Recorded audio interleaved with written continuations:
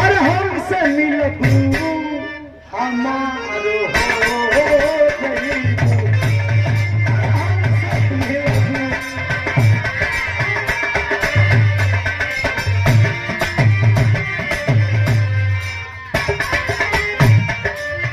देखा अरे हमसे मिले अरे हमसे मिले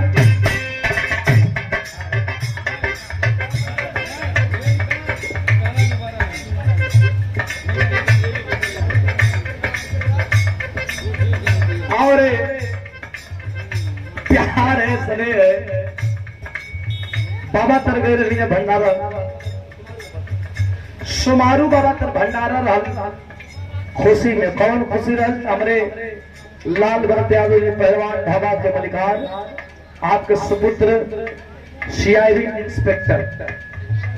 क्या कहना ये बहुत बड़ी बात है। अपने बच्चों को पढ़ा लिखा करके और पद पे कार्यरत कर देना सबसे बड़ा दौलत यही है। सब दौलत खत्म हो जाए लेकिन ये दौलत खत्म एक बाप का अगर बेटा कामयाब हो गई तो समझ लिए कि मानव जीवन कामयाब हो गया। आपके द्वारा ये माला और शानदार 500 रुपया पुरस्कार चरणों में कोट को प्रणाम बहुत बहुत धन्यवाद।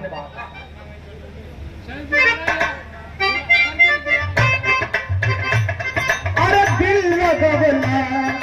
के का जरूरी बात